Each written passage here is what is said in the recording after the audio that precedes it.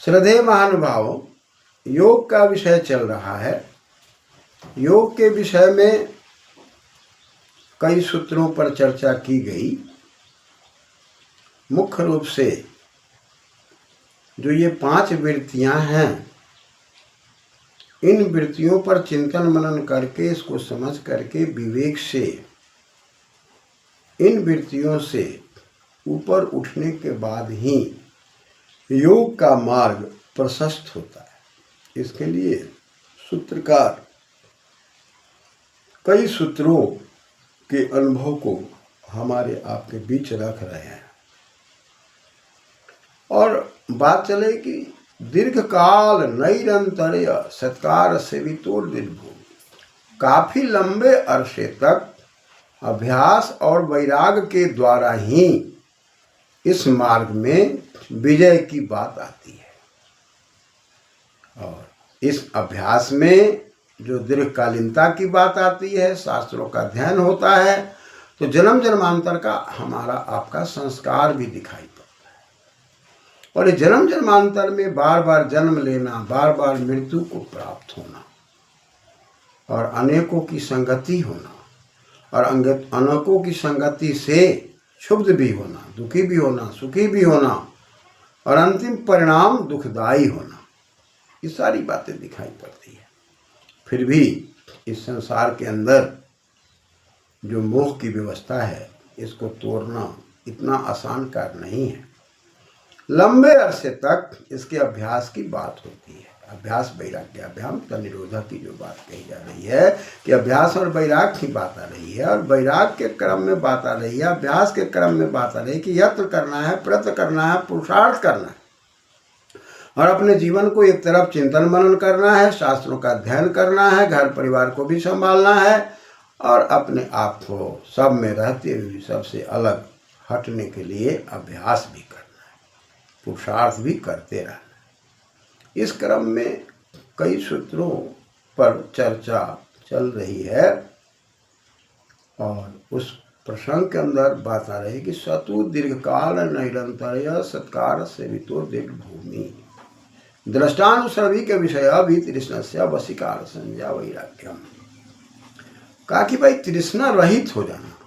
तृष्णा में भी है तृष पिपासा, पिपासायाम धातु है, यानी कि हमारी जो एक इंद्रियों की प्यास है और उस इंद्रियों के प्यास को समझ करके उस प्यास से हमारे शरीर में क्या हानि होगी और संयम में रहने से हम कैसे हानि से बचेंगे, उसके लिए आयुर्वेद के अध्ययन और गुणों से परिचय, आयुर्वेद के अंदर जितनी वस्तुएं हैं उनसे परिचित होकर कितना संयम में रहना है और कितना अपने जीवन को संचालित करने के लिए अपनी अवस्था को उत्कृष्ट बनाना है, इन तमाम चीज़ों की चर्चा करते हुए हम अपने जीवन को आगे बढ़ाने में संकल्पित हो सकते हैं। लेकिन जब वैराग्य और अभ्यास की बात आती है और दीर्घकाल की बात आती है और उसके बाद ये भी बात आती है कि हम लोग जो कुछ भी देखते हैं और जो कुछ भी सुनते हैं, देखने और सुनने के अंदर जो हम दोषदर्शी होते हैं, उस दोष को देखते हैं और उस दोष को देखने के बाद हमको लगता है कि नहीं, यह कार्य उचित नहीं है। जब तक हम दोष नहीं देख पाते अपने जीवन में, अपने चिंतन में, अपने मनन में, अपने व्यवहार में, तब तक हम उत्कृष्टता की ओर नहीं जा पाते। इसलिए सूत्र कह रहा है तत्परम पुरुष ख्यातिर गुणवै तृष्ण्यम। इसके लिए हमको तत्परम को समझना है। परम सह तत्पर, उस परम तत्व से जुड़ने के लिए वह जो जीवात्मा है वो अनवरत लगा रहेगा। तत्परम परम सह, उस परम वह जो वह परम तत्व है, जिस परम तत्व के लिए पुरुष शब्द का प्रयोग किया जा रहा है। और पुरुष शब्द में पूर्व में कुशन प्रत्यय है, पुरुष बना हुआ। पुरति अग्रे गच्छति नयति पुरुषा, या हम कहते हैं कि जो हम लोगों के हृदय में रहता है वह पुरुष है। ये पुरुष जीव है और ब्रह्म है।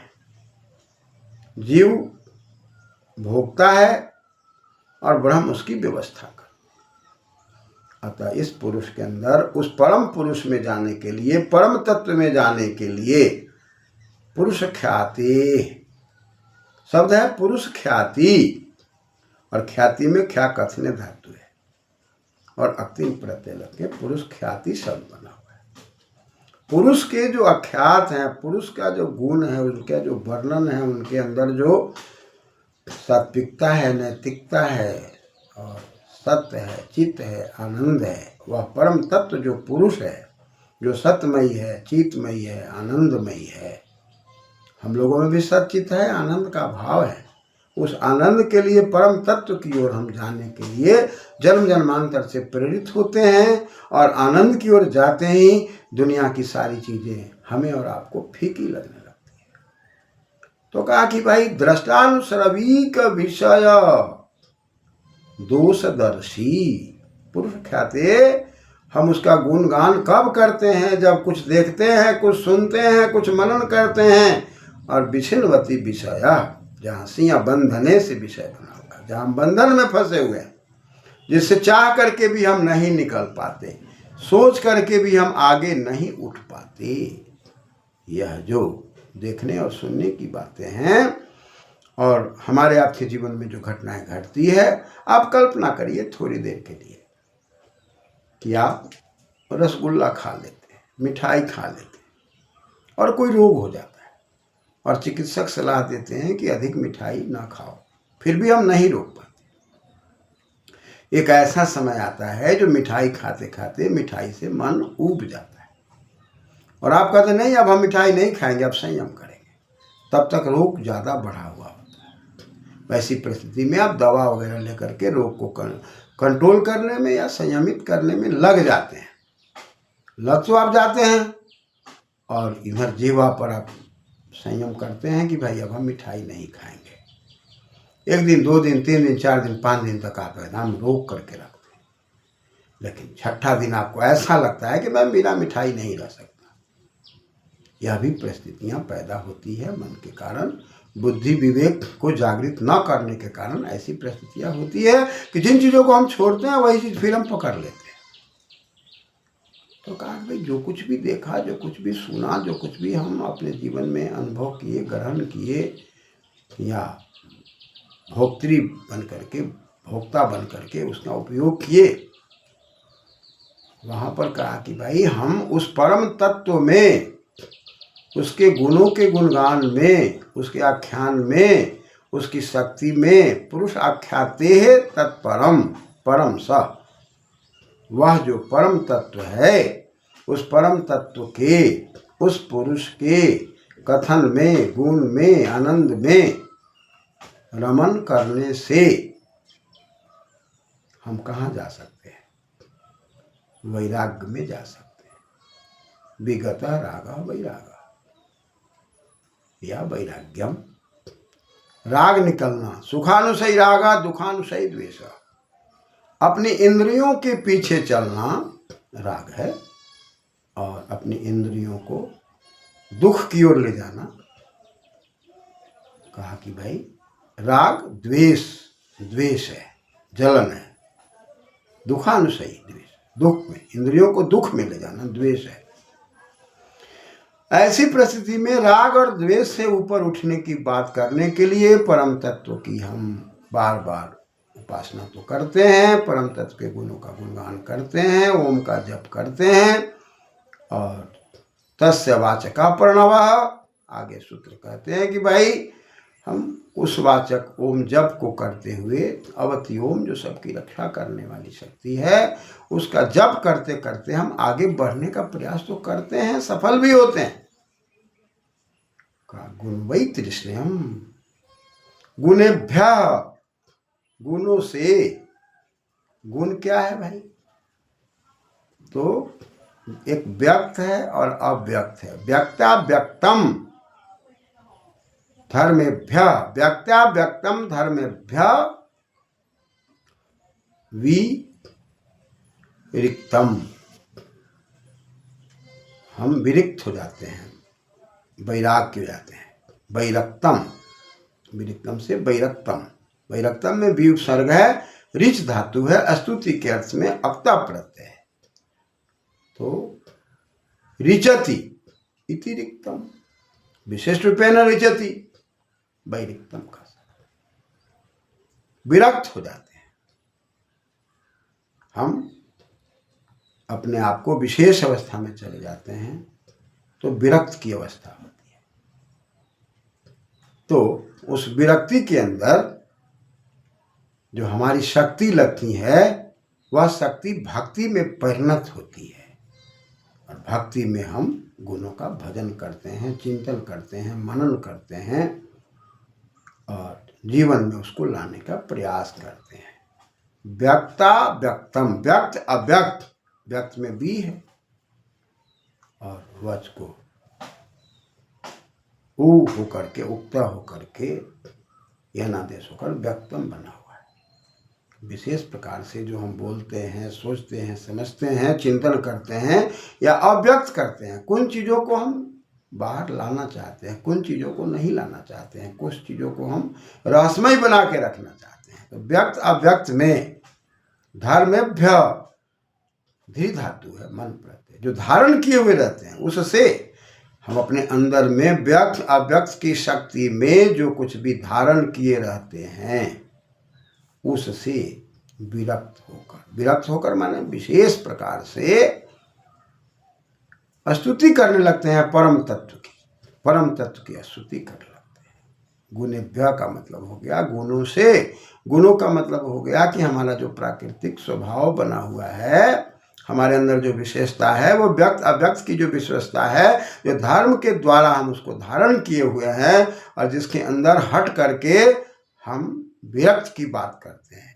भाई अब हम में विरक्ति हो गई, कहीं कहीं दिखावे में विरक्ति होती है, कहीं कहीं वास्तविक में विरक्ति होती है। तो इस विरक्ति के अंदर जो वैराग की बात आती है, कहा कि भाई गुण वै तृष्णम, वहां पर वितृष्णा से सह प्रत्यय लग करके भाव के अर्थ में हम तृष्णा रहित की बात करते हैं।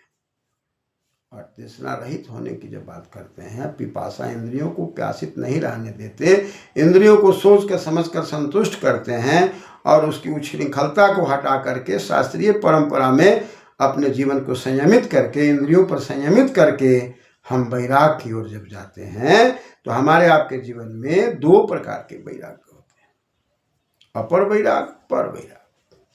अपर वैराग वाला व्यक्ति जो होगा वो तो तत्परम, उस परम स, उस परम तत्व के गुणों के गुणगान में दुख हो या सुख हो, लाभ हो या हानि हो, चाहे कोई भी अवस्था हो, वह आशा न लगाकर केवल भक्ति में लिप्त होता है, वह विरक्त होता है, गुणों के गुणगान में लगा रहता है और स्वयं सोचता है कि हम जब अच्छे कर्म में लगेंगे तो उसका फल भी अच्छा ही होगा।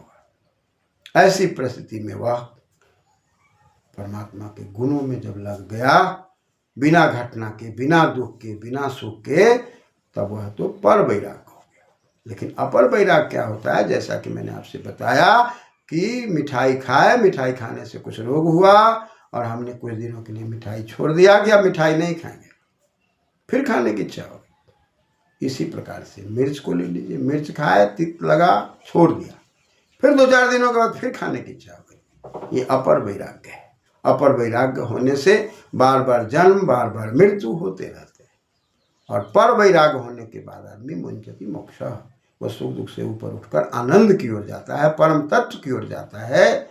और वह जो भक्ति है, शक्ति वाली भक्ति है, उस ओर यहाँ पर कहा जा रहा है कि उस परम तत्व की ओर जा करके और उस पुरुष को समझना है। एक तो जीव पुरुष है, एक परम तत्व की पुरुष है, जो पुरुष सहित वही पुरुष है जो सबके हृदय में रहता है। उस ओर जाने की आवश्यकता जान पड़ती है, तभी हम निश्चित रूप से सफलता की ओर बढ़ेंगे। धन्यवाद।